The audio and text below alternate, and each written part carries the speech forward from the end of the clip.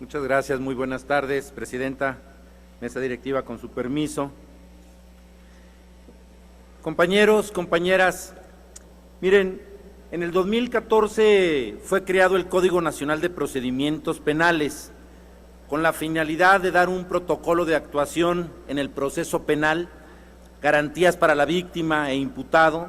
así como el protocolo de actuación para los policías al momento de una detención y obviamente de su resguardo, tanto de la escena del crimen como de la recolección de las pruebas que se llegan a encontrar con ayuda de un perito experto en la ciencia, arte o técnica idónea. Sin embargo, no especifica las facultades o alcances de cada uno de ellos. Para que una prueba sea viable y la acepten dentro de un proceso, se requiere que ésta tenga licitud, es decir, que los datos y pruebas sean obtenidos y producidos lícitamente para su admisión y desahogo en el proceso, por lo que se debe de seguir el protocolo de actuación para evitar que las pruebas se contaminen o sean violatorias de derechos humanos y así evitar caer en supuestos del artículo 264 de la nulidad de la prueba. La nulidad de la prueba ha beneficiado a un número infinito de presuntos delincuentes acusados por diversos delitos e incluso con pruebas contundentes en su contra. Uno de los casos más sonados ha sido aquel tan famoso de la francesa Florence Cassez, que como todos sabemos, a pesar de la existencia de pruebas plenas en su contra, logró su libertad debido al montaje y contaminación del lugar de los hechos por parte de las autoridades y una televisora. Desde secuestradores, líderes del narcotráfico, hasta pederastas, han sido beneficiados por la falta de preparación de los elementos de seguridad al momento de recabar las pruebas de la escena del delito.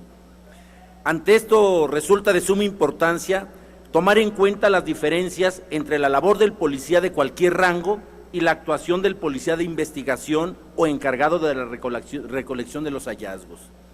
ya que al momento de hacer el resguardo y la recolección de las pruebas por parte del elemento policial que llega primero al lugar de los hechos, no siguen los protocolos de medidas para recabarlas.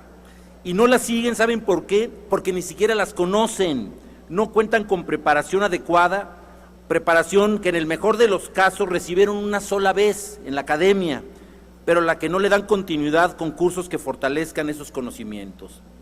¿Cuántas veces hemos escuchado noticias que presuntos delincuentes quedan en libertad por errores cometidos en el caso, en este paso del proceso o del debido proceso?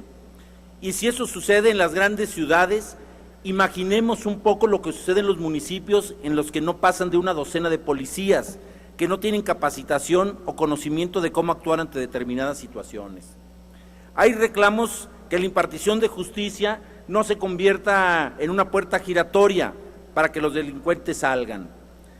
La Comisión Nacional de los Derechos Humanos ha emitido opiniones sobre las violaciones presentadas por los policías y demás autoridades que actúan de manera indebida,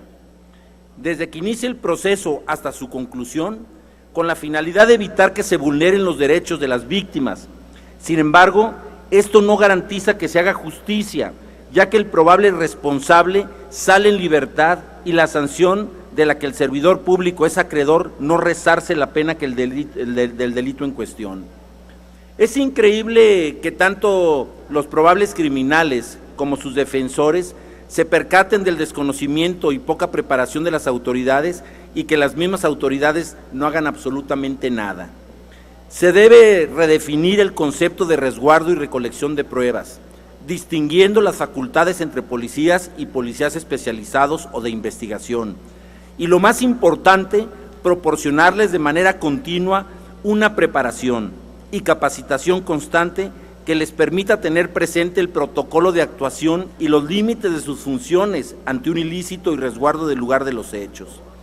El mínimo detalle puede contaminar y permitir que las pruebas se conviertan en ilícitas o viciadas, siendo las periciales el principal instrumento probatorio cuando se obtienen de manera lícita y se resguardan de forma adecuada. La responsabilidad de la recolección, embalaje y traslado de los indicios o evidencias es de los policías y peritos, motivo por el cual se les debe de dar, especificar y limitar su facultad a cada uno, siguiendo el protocolo que maneja el Código Nacional de Procedimientos Penales en el artículo 227 y los acuerdos que se llevan a cabo en cada estado y municipio. Al mismo tiempo, se debe contar con el equipamiento necesario por parte de los policías de investigación o policías expertos en recolección de pruebas e indicios para que puedan seguir con los protocolos antes mencionados sin alterar su propia naturaleza. El Ministerio Público, a su vez, debe contar con un espacio e instrumentos adecuados al momento que reciba la cadena de custodia,